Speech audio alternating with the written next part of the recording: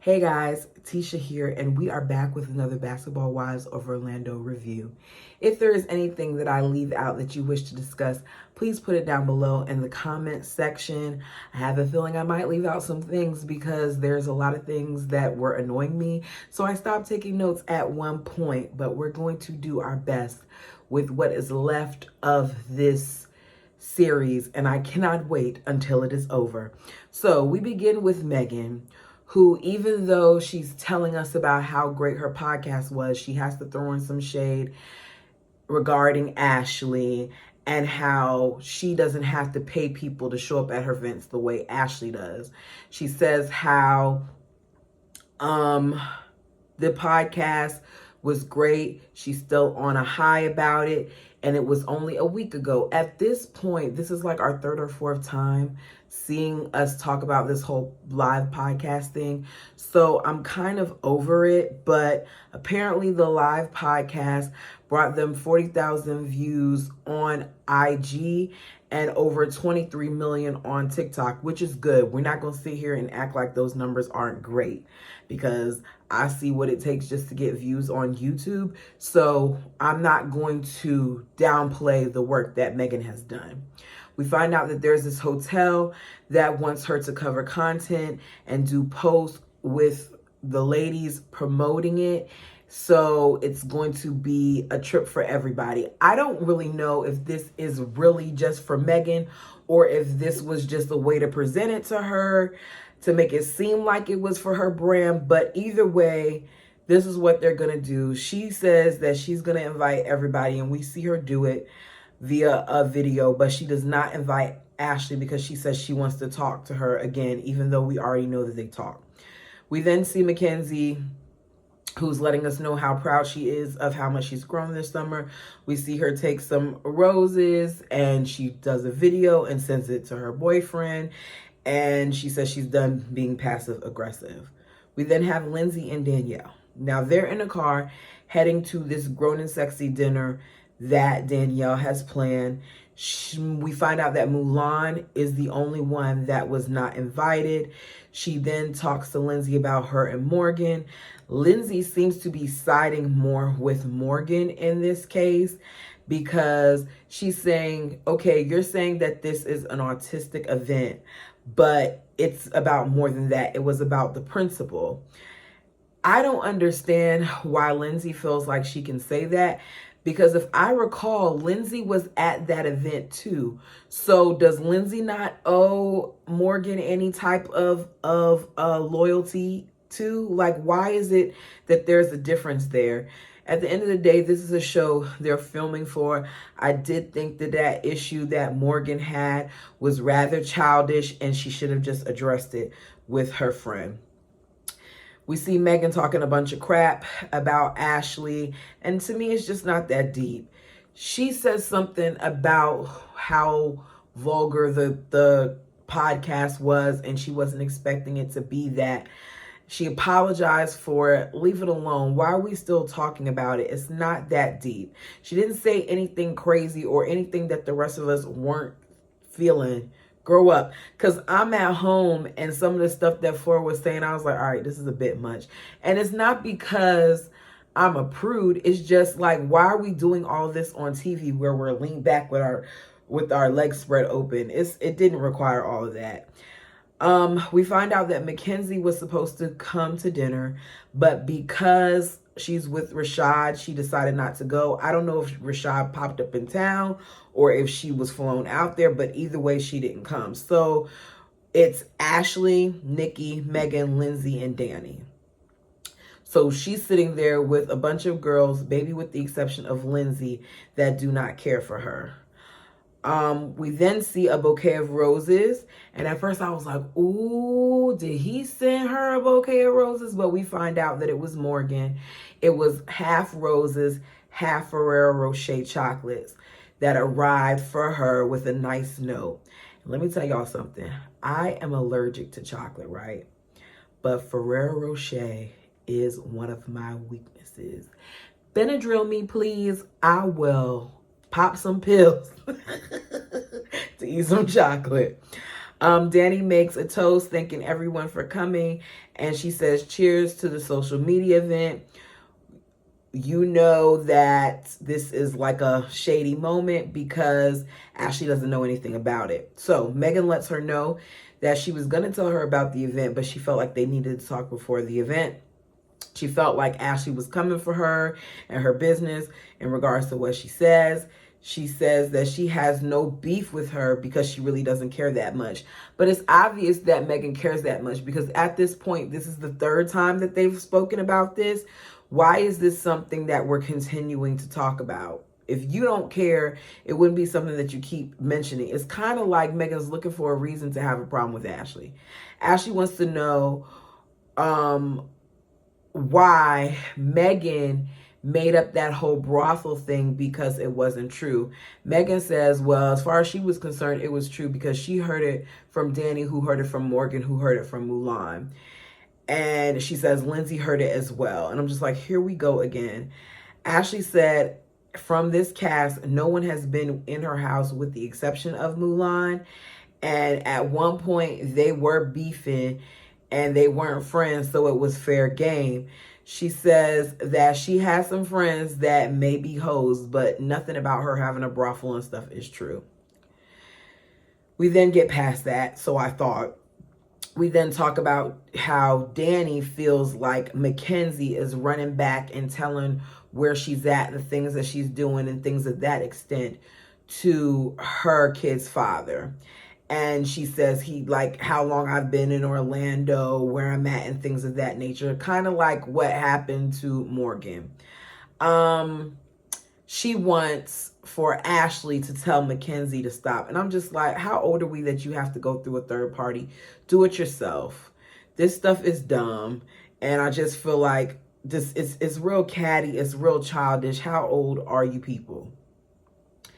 She then says that Mackenzie is dumb, and Ashley's like, she's not dumb. I think she's just in love. And Danielle laughs. Danielle, you're in no position to laugh because you fell for the mess that that man pulled to, and you had 2 kids with him, and you were with him for several years, and at one point you were engaged. So don't act like you didn't fall for certain things as well. That's all I'm saying. She said that as far as her ex is concerned, until he approaches her and says that Mackenzie's important, that she's basically irrelevant and she has no place. Okay, so it's content day. Megan, Morgan, Danny, Lindsay, and Nikki are on one bus, the fun bus according to Megan. Mulan, Ashley, Nick, and Mackenzie are on the other one.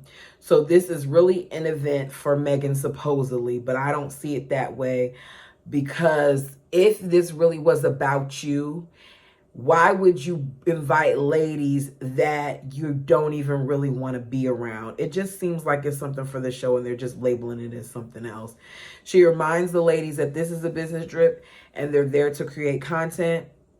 Neek on the bus is saying that she wants goodbyes, but she looks at people like Ashley that have that hat on, and you see Ashley has a hat that says, "They call me madam." And she says she feels like that's just a way to start problems. Ashley says that she doesn't F with Megan, but she's not here for her. She's here because of the girls. She talks and says that she was told that, you know, she runs a brothel. Mulan says that we can talk about it all together once we all get there. And we find out that Ashley spoke to Mackenzie about what Danielle said, and Mackenzie said that it didn't come for her. She doesn't speak to Rashad about her, but we know that's not true because we've seen them talk about her and we've seen her say that she said things. So I don't think that she's telling all the ins and outs about what Danielle's doing. But Mackenzie does film with her. Mackenzie probably has a call sheet like everyone else that says the different locations and where they're supposed to be. So I wouldn't be surprised if there's some overlap there that maybe he saw. I don't know. It's just a bunch of girls on the different buses talking about the other bus. The ladies arrive. They get a welcome speech from the gentleman. I didn't catch if he was owner, manager, or whatever. They go to their individual rooms where they are supposed to unpack, make content, and check in with their people. Megan is sitting there on the board from her boyfriend talking about how stink the other girls' attitudes are and how off their energy is, but Megan's is as well. You can't sit there and talk about how other people are giving off negative energy when you are too. She said that there's a lot of a passive aggressiveness, but she's going to check it at dinner when they sit down. And he's telling her he doesn't advise it, but you know, Megan is going to be Megan. And Megan, whether she wants to say it's for the podcast or not, is messy. I used to love Megan on the Bad Girls Club, but I don't care for Megan anymore. I just feel like Megan is someone who's there to stir the pot and start mess. The whole thing that Shani said to her and the advice that Shani gave her, she has not taken any of it. So we see the girls sit down for dinner. They talk about how nice the hotel is. They do the cheers to being on their best behavior, but it doesn't last long because first thing that happens is Ashley sits down. She tells Mulan that she likes her braids, and then she looks at Megan and says, do you think she's black enough to have braids? And Megan says, yeah. And she's like, just checking. You know, that was because when Ashley had the faux locks, they didn't think she was black enough to have it. Ashley feels like Megan keeps trying to find ways to stir the pot, and she tells her that. And Megan feels like she shouldn't be going back and saying stuff to her friends. They all run their mouth. Who cares? They act like they squash it, but it's never squashed. Megan is there to start crap because everybody is sitting at the table quietly, and slowly by little, Megan is talking to like Mackenzie. Mackenzie's quiet, and she's like, Mackenzie, you sure are really quiet tonight. Everybody was quiet. At this point, all they had was cocktails. I didn't see any food on the table. I just saw drinks. I'm so happy this show is almost over. I really don't think I'll be reviewing this again because it's just, even sitting here reading the notes, I'm getting annoyed all over again. Mackenzie says that she just likes to sit back and listen. She doesn't have anything to really say. Mulan wants to know why her name came up at Danny's dinner. Danny said,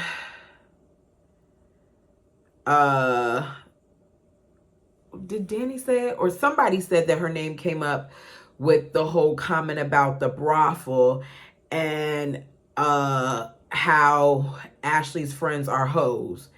And Danny says they are. Then they go back and forth. There's this whole thing with Mulan not accepting her apology, and Mulan hit Morgan in the face, and I don't care. Mulan then says, Danny, if I accepted your apology, we would have been back cool, right?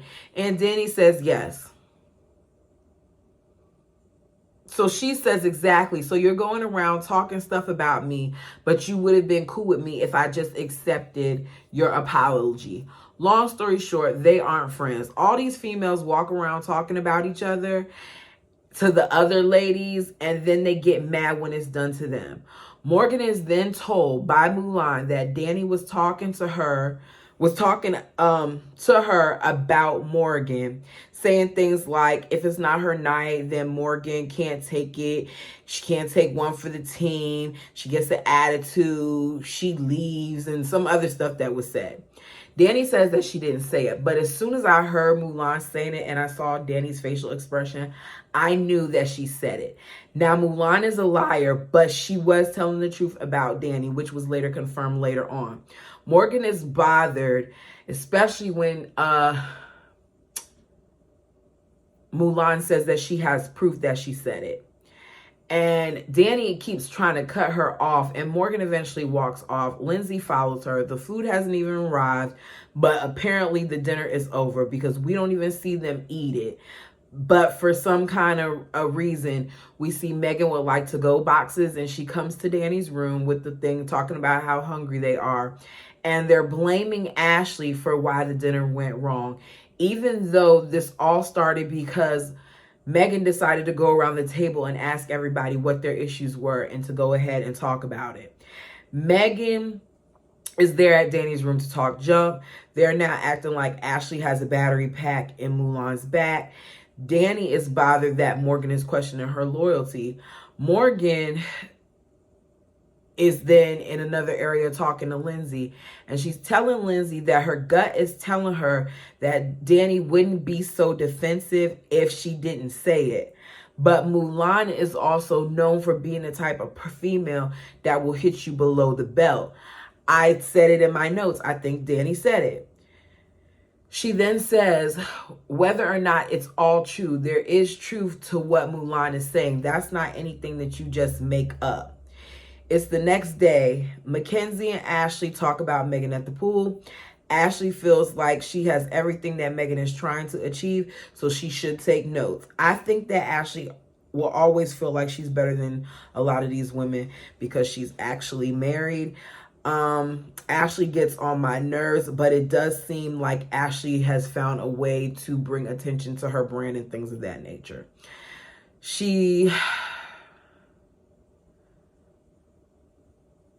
What? I don't even know what I wrote. Oh, I said I don't like any of these girls at this point but Neek. I don't care about the back and forth. And even though I like Neek, we barely saw her. We then see Neek and Mulan on the beach doing yoga. They do a little video talking about it. Then they talk about what happened at the dinner, and Neek says that she doesn't think that Mulan is lying.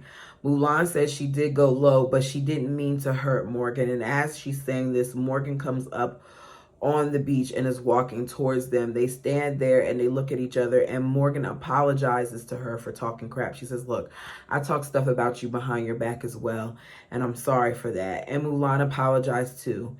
And then we find out that Mulan wasn't lying. Apparently, Morgan contacted other people that were there the night that this supposed incident happened, and it was confirmed what Mulan accused Danny of.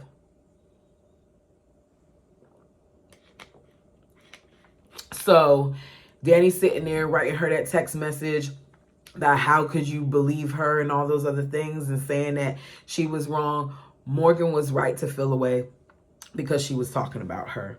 Morgan says that as far as she's concerned, she's no longer a friend for her, and that is not a friendship that she wants to be a part of. And I could understand how Morgan would be hurt by that. It's funny how last week I was on Danny's side, and now this week I'm on Morgan's side. It's just right is right, wrong is wrong. All of these ladies have their own individual flaws. If there was something that I didn't mention, as I said earlier, and you want to talk about it, put it down in the comment section. Please like the video.